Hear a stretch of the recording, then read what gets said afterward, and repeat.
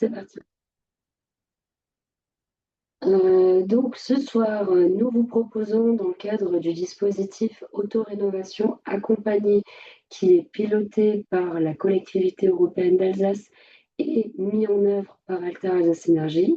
On vous propose en complément des ateliers qu'on organise avec les professionnels sur le territoire, ce webinaire pour vous donner quelques outils et quelques clés à la fois de compréhension, mais aussi des clés pratiques pour votre projet de rénovation. Donc un petit mot sur moi-même et notre association. Donc je m'appelle Audrey Petit, on a déjà échangé avec certains d'entre vous. J'organise avec d'autres collègues de l'association le dispositif autorénovation accompagnée, donc les ateliers à destination des autorénovateurs en Alsace. Alter Alsace Énergie, nous sommes une association créée en 1980, donc on a fêté nos 45 ans il y a quelques temps, enfin tout récemment plutôt, et on est une association qui accompagnons tout public dans la transition énergétique, donc à la fois sur la partie sobriété, si vous cherchez à réduire vos consommations sans investissement, mais aussi sur la partie efficacité, donc l'isolation de vos logements, on donne des conseils et on développe donc l'autorénovation accompagnée. Sans plus attendre, c'est quoi l'autorénovation accompagnée? Donc dans autorénovation accompagnée, il y a autorénovation, déjà un constat. Ça, c'est une étude menée par l'ADEME, une étude que l'ADEME mène assez fréquemment. Celle-ci, elle date de 2020. C'est une enquête menée auprès des ménages sur leurs travaux de rénovation énergétique. Ce qu'on voit dans ce petit graphique, en rouge, vous avez la proportion des travaux qui sont réalisés par les professionnels eux-mêmes, et seulement pour les professionnels. En vert clair, les travaux réalisés par les autorénovateurs sans compétences, entre guillemets, et les travaux menés par les autorénovateurs avec compétences, avec compétences en vert clair et sans compétences en vert foncé. Pour aller vite, parce qu'on ne va pas non plus s'attarder à décortiquer ce tableau ce soir, vous aurez tout loisir de le revoir plus tard dans le replay, c'est qu'on a quand même un tiers des rénovations énergétiques qui sont réalisées par les ménages eux-mêmes avec ou sans compétences. Donc ça, c'est un constat, et vous le savez très bien, c'est quelque chose qui se fait depuis plus ou moins la nuit des temps. Alors, qu'est-ce qu'on entend finalement par autorénovation accompagnée? C'est le fait que le ménage soit guidé et accompagné par un professionnel dans ses travaux. Alors, il y a ici un descriptif qui a été proposé par l'ADEME, donc l'Agence de la transition écologique de l'État. L'ADEME qui a donc mené des travaux sur l'autorénovation accompagnée, puisque c'est un pendant de la rénovation énergétique qui prend de plus en plus d'ampleur, si on peut dire. Et l'ADEME propose deux types de définitions. Elle parle d'autorénovation accompagnée coopérative. Donc après, maintenant, je vais parler d'ARA, donc l'ARA, l'autorénovation accompagnée, hein, ça ira plus vite. Donc l'ARA coopérative, c'est lorsque le ménage et le professionnel travaillent en même temps sur le même lot de rénovation, au moins à un moment du chantier. Typiquement, je vais prendre un lot basique. Vous faites une isolation de vos rampants, donc de votre toiture. Vous allez mettre en œuvre en même temps que le professionnel et vous allez travailler en même temps sur le chantier pour mettre en œuvre l'isolation, la membrane d'étanchéité, etc. On appelle l'ARA coopérative. Il y a une autre forme d'ARA qu'on peut nommer l'ARA mixte. Dans ce cas-là, c'est lorsque vous et le professionnel n'intervenez pas sur les mêmes lots ou alors n'intervenez pas au même moment de la phase du chantier. Par exemple, deux lots différents, vous allez faire la démolition, le professionnel va faire la construction, ou si je prends l'isolation, vous allez faire la partie mise en œuvre de l'isolant et le professionnel va faire la partie étanchéité à l'air, ou vice-versa. Ou alors, carrément des lots différents, vous faites l'isolation et le professionnel vient faire les menuiseries, par exemple. Par contre, on le verra, il y a quand même un besoin de coordination avec le professionnel, puisqu'il y a des question de gestion des interfaces entre les lots pour que la mise en œuvre soit performante. Il n'y a pas de modèle type d'ARA. L'ARA, c'est quelque chose qui existe, mais qui est encore dans une sorte de zone grise. Donc, ça dépend de la manière dont vous convenez avec le professionnel, de l'accompagnement dont vous avez besoin et de jusqu'où vous irez dans les travaux que vous souhaitez mettre en œuvre par vous-même. Nous, ce qu'on préconise, c'est toujours d'avoir un cadre d'intervention détaillé dans un contrat entre vous-même et le professionnel. En Alsace, plus précisément, je le disais, donc avec la collectivité européenne d'Alsace et déjà auparavant, nous, Alter Alsace Énergie, avec des collectivités partenaires, nous proposons des ateliers techniques et pédagogiques animés par des professionnels locaux. Donc, il y en a eu quasiment 25 en 2025 dans le Haut-Rhin et on vous en propose des nouveaux dans le Bas-Rhin à partir de 2026. On y reviendra plus tard. Des visites de chantier et de rénovation exemplaires, un accompagnement sur mesure. Donc, chez Alter Alsace Énergie, grâce au dispositif de la CEA, on vous propose à la fois un diagnostic thermique chez vous pour identifier les différents travaux que vous souhaitez réaliser et qu'il faudrait réaliser pour atteindre une rénovation performante, et on vous accompagne dans le développement de votre projet en auto-rénovation accompagnée, notamment en vous mettant en relation avec le réseau des artisans accompagnateurs alsaciens. Vous avez ici quelques photos des ateliers qui ont eu lieu en 2025.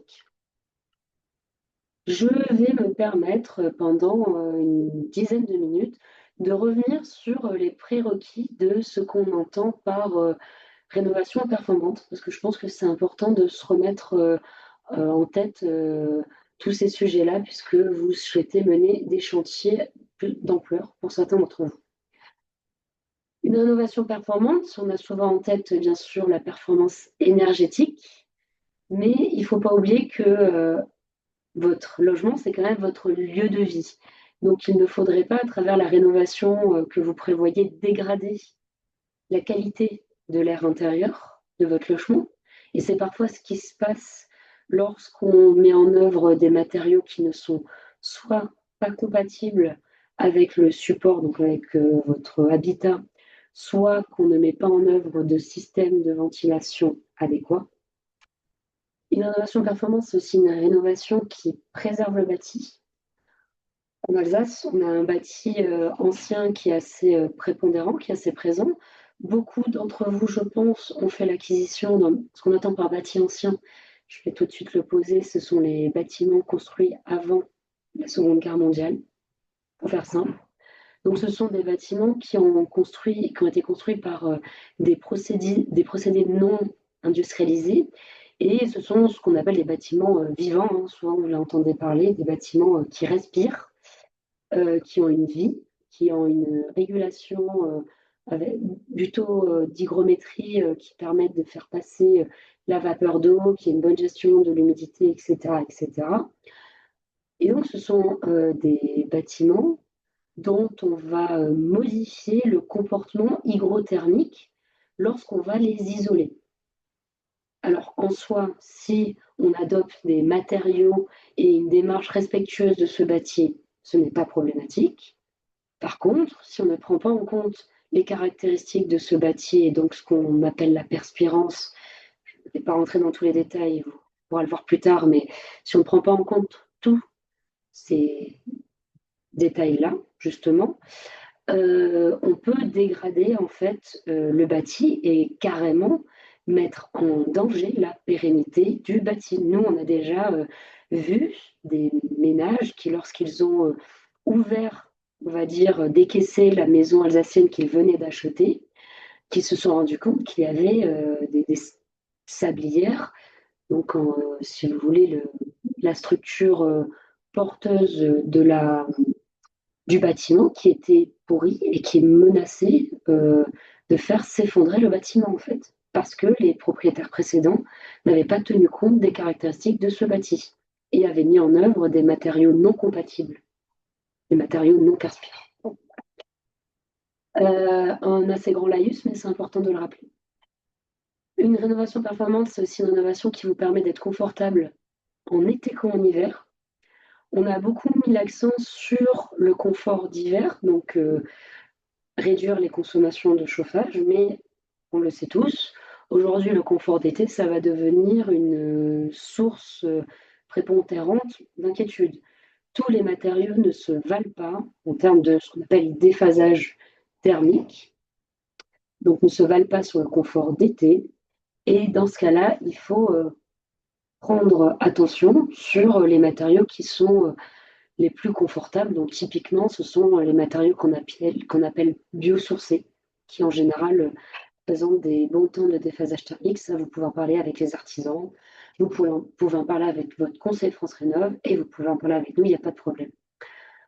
Vous avez juste en dessous de ces petits schémas une petite hiérarchisation donc, qui a été réalisée dans l'étude ADEME Rénovation performante par étape, simplement pour rappeler que lorsqu'on veut atteindre une rénovation très performante, c'est beaucoup plus simple lorsqu'on le fait en une étape. Ce qu'on appelle une étape, c'est lorsqu'on prévoit tous ces lots de travaux de rénovation énergétique en une fois. Ils vont être phasés dans le temps, certes, mais vous les avez tous prévus et vous avez, si possible, un maître d'œuvre qui vous accompagne. Si ce n'est pas possible, vous faites vous-même la coordination entre chaque corps de métier. Ce n'est pas toujours facile ou possible pour des questions budgétaires ou autres, mais on sait très bien qu'au-delà de 3 ou 4 étapes, une rénovation performante devient très compliquée. Pourquoi? Je vais passer d'abord à celle-là, je reviendrai. Parce qu'il y a des questions de traitement des interfaces entre les lots. Alors, on ne va pas s'attarder très longuement sur ce fameux tableau avec des signaux vert, jaune, orange, rouge.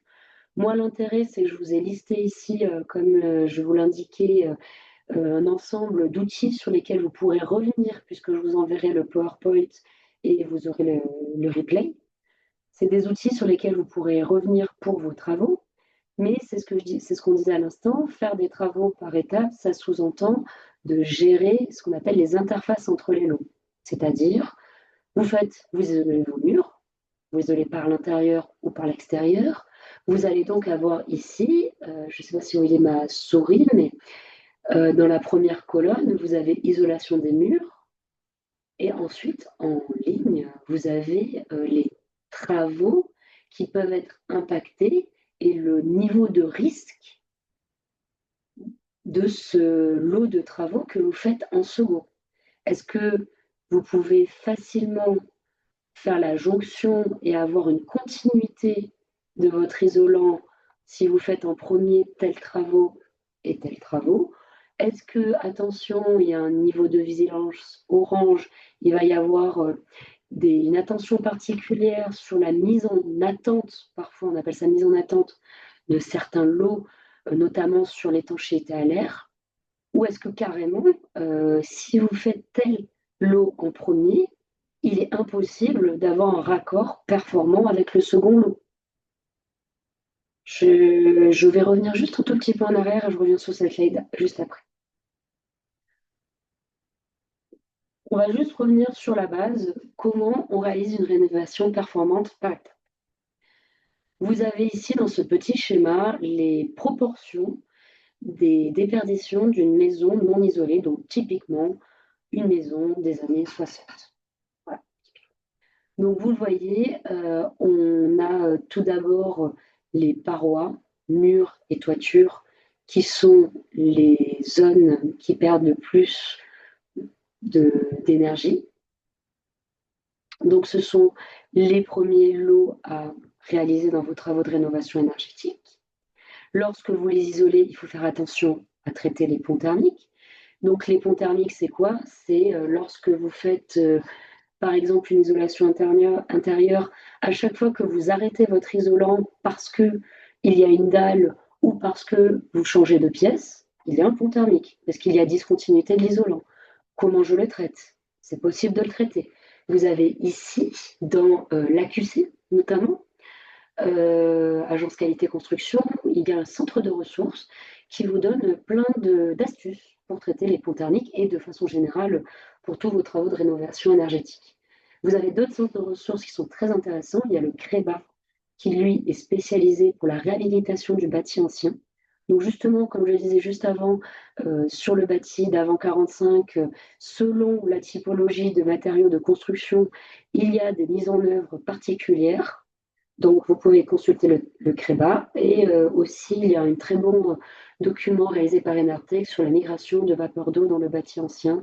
Donc on le disait, hein, quand on est dans le bâti ancien, il ne faut pas bloquer la migration de vapeur d'eau avec des isolants. Alors, on parle d'isolants, mais il y a aussi les enduits de finition côté extérieur, hein, qui comptent, donc avec des matériaux qui ne sont pas ouverts à la digestion de vapeur d'eau, typiquement des matériaux plastiques, polystyrène, polyuréthane, etc., ou des enduits plastiques également. Donc, une fois que vous avez isolé, vous pouvez installer des fenêtres performantes. Il faut également traiter tout ce qui est fuite d'air. Donc, les fuites d'air, ça se situe au niveau de vos menuiseries. Est-ce qu'elles ont été bien mises en œuvre de façon étanche? Est-ce qu'il n'y a pas des fuites d'air? Mais aussi, il faut savoir au niveau de tout ce qui est passage électrique. Si vous isolez votre maison, qu'elle est bien étanche, mais que vous mettez une sonnette ou, je ne sais pas, une caméra et que vous percez le mur pour faire passer le fil, bah, vous créez un défaut d'étanchéité à l'air. Il y a là aussi des solutions pour les traiter. Vous isolez votre maison, donc quand on isole la maison, on va forcément étancher la maison. En fait. Il y aura moins en fait, de fuite d'air qu'auparavant. Donc il faut installer une ventilation, un système de ventilation performant. Et enfin, une fois que vous avez isolé vos parois, que vous avez installé vos menuiseries performantes et que vous avez résolu les ponts thermiques et que vous avez mis en œuvre une bonne étanchéité à l'air, vous pouvez enfin changer votre système de chauffage. Le système de chauffage, c'est toujours en dernier, puisque votre système de chauffage, la puissance est dimensionnée en fonction de vos déperditions. Donc, si vous dimensionnez votre système de chauffage, si vous changez en premier, il sera dimensionné pour votre maison pas isolée, qui est donc très déperditive. Si vous isolez ensuite votre maison, votre système de chauffage sera surdimensionné, ce qui risque en fait de l'abîmer prématurément, tout simplement. Alors, oui, merci. Laetitia, je rebondis. Le CREPA propose aussi une formation très intéressante avec la plateforme MOOC Bâtiment Durable. Tout à fait, merci beaucoup de le préciser. On enverra le lien pour le MOOC dans le compte-rendu également. Donc sur la plateforme MOOC Bâtiment Durable, vous avez quelques MOOC. Merci pour l'intervention. Si je reviens rapidement sur justement la gestion des interfaces lorsque vous réalisez votre isolation, votre rénovation globale, vous avez ici deux outils que je vous propose. Alors, il en existe peut-être d'autres que je ne connais pas. Vous avez l'outil Rénovigilance. Celui-là, il est facile à prendre en main. Donc, l'outil Rénovigilance, vous allez simplement choisir le lot que vous souhaitez isoler. Et à partir de là, il va vous sortir à la fois une liste des différents lots qui sont impactés par vos travaux et des fiches conseils. Donc, ça reste très facile à utiliser et les conseils restent, si je puis dire, basiques. Enfin, ils sont très importants, les conseils, mais très accessibles. On va dire ça comme ça plutôt. Et vous avez la Guidance Wheel de Creba de nouveau. Donc là, c'est un outil qui est quand même un peu plus avancé, si je puis dire, parce que cet outil ne prend pas en compte que les aspects compatibilité du bâti et il ne prend pas en compte que les aspects interaction entre les lots dans les travaux de rénovation énergétique. Ils vont aussi prendre en compte les aspects patrimoniaux, les aspects pérennité du bâti, justement, les aspects architecturaux. En fait, quand vous cliquez sur un lot, vous allez avoir là une douzaine de points d'attention architecturaux, énergétiques, patrimoniaux qui vont être listés avec de nouveau, pas forcément des fiches, mais des conseils. Donc, elle est un peu plus difficile à prendre en main que Rénovigilance, parce qu'elle est un peu plus complexe, mais elle est beaucoup plus complète. si vous souhaitez aller plus loin. Pour les matériaux, alors on le disait, hein, je ne vais pas passer trop de temps là-dessus, c'est pas le but de ce soir, hein, mais ne prenez pas en compte simplement le critère prix, hein. Il faut prendre en compte beaucoup de critères. Le confort d'été en lati. Est-ce que vous avez besoin d'un confort acoustique? Est-ce qu'il est compatible avec le support, donc avec votre habitat? Est-ce que c'est un matériau que vous allez mettre au niveau du soubassement et donc et qui doit être imputrescible? Plein de critères.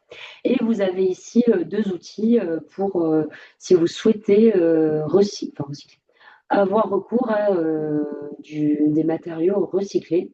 Donc, Cycle Zéro, qui est une application mobile nationale, et BOMA, qui est une association alsacienne. Alors, BOMA est plutôt orienté professionnel, mais si vous en avez connaissance, vous pourrez peut-être aussi en parler aux professionnels qui vous accompagnent. Vous avez aussi d'autres structures qui accompagnent les autorénovateurs autres que nous.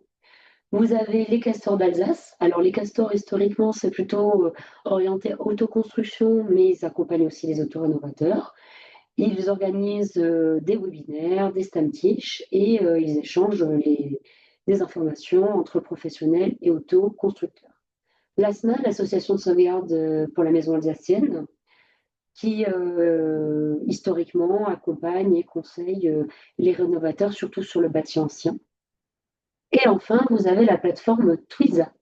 La plateforme Twiza qui permet de mettre en relation les maîtres d'ouvrage qui souhaitent organiser un chantier participatif et donc qui souhaitent convier des bénévoles au chantier participatif pour pouvoir à la fois avoir de l'aide en main-d'œuvre, mais aussi pour que les bénévoles se forment.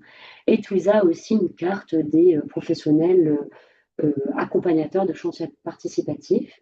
Twiza organise notamment des webinaires avec des professionnels fréquemment et ils ont des forums d'échange entre auto-rénovateurs. Vous avez ici la carte ARCA. C'est une carte assez récente, donc elle n'est pas encore exhaustive, mais c'est une carte qui se veut comme une carte de recensement des professionnels d'accompagnateurs à l'auto-réhabilitation et l'auto-construction. Je vais légèrement dépasser sur mon temps, je m'excuse par avance. Simplement pour vous informer que si vous êtes dans une certaine catégorie sociale, vous pouvez avoir des subventions lorsque vous faites des travaux en autorénovation accompagnée. Je ne vais pas m'étendre puisqu'on n'a plus trop le temps, mais Alter Alsace Énergie, lorsqu'il vous accompagne, vous informe de l'ensemble des subventions auxquelles vous avez le droit et vous accompagne dans la récupération et la recherche de ces subventions soumises à conditions de revenus. Donc il y a l'ANA, l'Agence nationale de l'habitat qui en donne, et la CEA. Nous, on voulait juste faire un petit focus en tant qu'association qui milite pour le développement de l'autorénovation compagnie. On voulait faire un petit focus sur les contrats à l'ARA. Aujourd'hui, on sait que l'ARA, c'est quelque chose qui se fait de façon un peu consensuelle. Le professionnel et l'autorénovateur ont un bon feeling et se mettent d'accord pour que l'autorénovateur intervienne sur chantier. Et puis, grosso modo, je vais citer un pro qui me disait ça, on se check dans la main et c'est parti. Nous, on conseille aux professionnels et aux autorénovateurs de réaliser un contrat d'accompagnement parce que ça vous permet de sécuriser en fait les rôles et responsabilités de chacun et chacune et de formaliser l'intervention du maître d'ouvrage sur chantier et à quel moment il peut intervenir. Ça permettra notamment, si le maître d'ouvrage se rend compte qu'il ne... maître d'ouvrage, je ne sais pas si c'est clair pour tout le monde, c'est vous, le ménage. Excusez-moi. Si le ménage se rend compte qu'il ne peut pas aller aussi loin qu'il le souhaitait, qu'il souhaite se retirer du chantier et laisser plus de place aux professionnels, ça permet en fait de pouvoir, par écrit, en fait, formaliser que le professionnel reprend cette partie-là des travaux et donc de le notifier dans le devis fait par le professionnel, dans le devis dans lequel, initialement, puisque le ménage intervenait sur une partie des travaux, une partie du devis aurait été soustrait, eh bien, ça permet de notifier de nouveau dans le devis, avoir un avenant au devis, ou du moins, puisque c'est notifié dans le contrat d'accompagnement, avoir une facturation qui corresponde bien à l'engagement et au travail de chacun. Lorsque ce n'est pas notifié dans une convention d'accompagnement et dans un devis où tout est clairement indiqué, si demain, en général, Lara, ça se passe avec des ménages qui sont volontaires et des professionnels qui sont volontaires, donc en général, ça se passe bien. Mais si demain, il y a un problème entre vous et le professionnel, si c'est simplement à l'oral, bah, ça sera entre vous et lui de vous trouver une solution en négociant, et ce ne sera pas écrit qui est intervenu à quel moment. Un petit rapide focus assurance. Rappelez-vous simplement que en tant qu'autoconstructeur et donc autorénovateur, vous êtes tenu responsable de façon décennale, donc pendant 10 ans, des travaux qui sont réalisés, et donc des travaux qui pourraient engendrer des dommages compromettant la solidité de l'ouvrage, ou qui le rendent impropre à sa destination. Euh, Pareil, ça c'est la loi, hein, qui dit que tous les maîtres d'ouvrage doivent souscrire à une dommage ouvrage. Cependant, il n'y a pas de sanction pénale pour les particuliers qui ne souscrivent pas à des dommages ouvrages. Ces deux garanties-là, décennale et dommages ouvrages, c'est très rare qu'un assureur accepte de couvrir en particulier. Mais il faut quand même être au courant que quand vous faites des travaux chez vous pendant 10 ans, vous pouvez être tenu responsable si ces travaux sont de nature à engendrer des dommages qui compromettent la solidité de l'ouvrage. Par contre, il y a des assurances qui sont intéressantes pour vous, c'est les assurances responsabilité civile, notamment responsabilité civile chantier, à laquelle vous pouvez souscrire, qui vous permettent de vous couvrir vous, et également les bénévoles qui interviennent avec vous sur chantier. Donc, dans ce cadre-là, les castors ont une assurance spécifique pour les autoconstructeurs, et Twiza propose aussi pour les personnes membres du réseau Twiza d'avoir accès à une assurance responsabilité civile euh, chantier qui permettent de couvrir le ménage et le bénévole. Et donc, on arrive à la fin de ma partie. Ici, vous avez donc les prochains ateliers qu'on vous propose. Donc, un tout dernier dans le Haut-Rhin qui n'avait pas pu avoir lieu, donc qui avait été reporté donc, le 30 janvier à Diotane, avec un chauffagiste qui viendra vous parler des différents systèmes de chauffage et comment les installer. Et ensuite, donc, comme je le disais, en 2026, on passe dans le Bas-Rhin, et donc on vous propose différents ateliers. Certains ont lieu à l'écolieu de Boussagne, qui est un écolieu où se déroulent des formations, notamment du gabion, qui forment des personnes qui souhaitent devenir en fait professionnels de la rénovation et de la construction écologique. Donc là-bas, il y a des plateaux techniques où on pourra voir en fait sur site comment mettre en œuvre de la laine, du chanvre. Enfin, donc on aura un sur les matériaux naturels, voilà, plusieurs catégories de matériaux naturels, un sur la terre crue, un à Erstein un peu plus, si je puis dire, théorique, mais très intéressant, sur comment hiérarchiser et organiser les étapes, justement dans cette optique de comment je fais en sorte d'avoir une bonne continuité dans mes lots pour avoir une bonne gestion des interfaces. Comment, quand je veux isoler mes murs, puis mon plancher, puis changer mes fenêtres, dans quel ordre je le fais et comment je fais pour qu'il y ait une bonne continuité de mon isolant. Et enfin, enduit transitionnel à la chaux, à Villiers, sur chantier. Donc, vous viendrez travailler la chaux sous toutes ses formes. Et maintenant, je vais donc laisser la parole à... Alors, on peut faire, si vous voulez, je vais